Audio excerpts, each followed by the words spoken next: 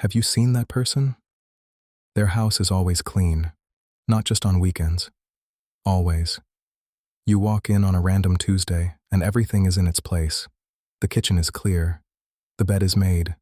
Nothing is sitting where it should not be. And you stand there thinking, how? Because you have tried.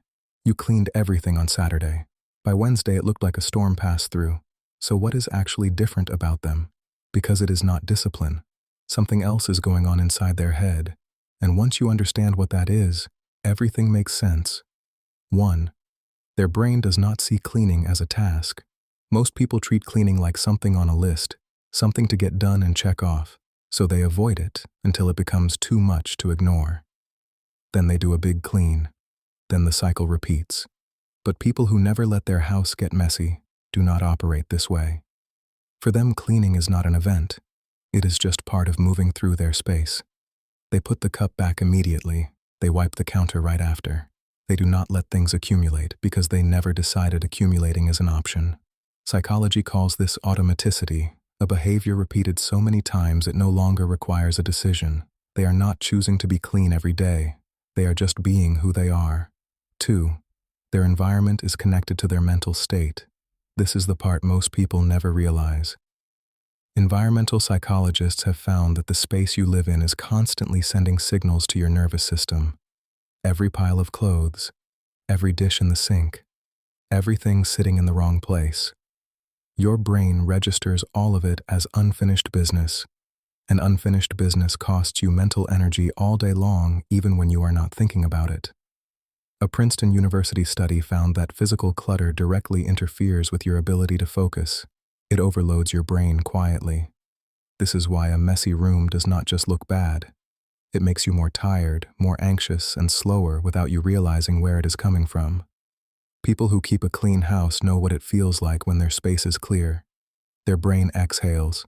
They think better. They feel calmer. And that feeling is what keeps the habit going, not willpower. 3. They clean to manage their emotions, not their house. Have you ever noticed that some people start cleaning when they are stressed? They reorganize the kitchen at midnight. They wipe down surfaces when something is bothering them. That is not avoidance. Psychologists call it behavioral activation, using physical action to shift your internal state. When you are anxious and sitting still, your nervous system stays stuck. But when you get up and do something with a clear beginning and a visible end, your brain gets a way to release that tension. The dishes get done, and something inside you settles. People who keep clean homes figured this out without reading a single thing about psychology. Cleaning their space helps them clean their mind. The two are connected. And once you feel that connection, it stops feeling like a chore. 4. They have a different identity, not better habits. This is the deepest one. The person who keeps their house clean every single day has stopped thinking of it as something they do. Somewhere along the way, it became something they are. They are the kind of person who keeps their space clean. That shift sounds small, but it changes everything. Because habits built on identity do not require motivation. You do not have to convince yourself to act like who you already believe you are. Most people try to build the habit first and hope the identity follows. But it works the other way.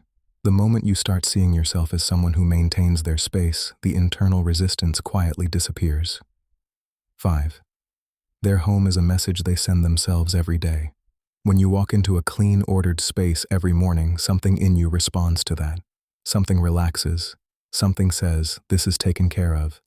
I take care of things." That feeling compounds over time. It builds a quiet confidence that has nothing to do with cleaning and everything to do with how you see yourself. On the other side, when you walk into chaos every day, your nervous system absorbs that too. Even when you stop noticing it consciously, the disorder becomes background noise that never fully turns off. People who keep their house clean are not special. They are not more disciplined or more organized by nature. They just made a quiet decision somewhere along the way that their space matters. And that one decision slowly changed everything else. Your home is not just where you live. It is something you are in conversation with every single day. It is either telling you that things are handled or that things are out of control. And your brain is listening either way, whether you are paying attention or not. The people who never let it get messy are not doing more. They just decided their environment is worth protecting, and that decision has very little to do with cleaning and everything to do with how they want to feel inside their own life.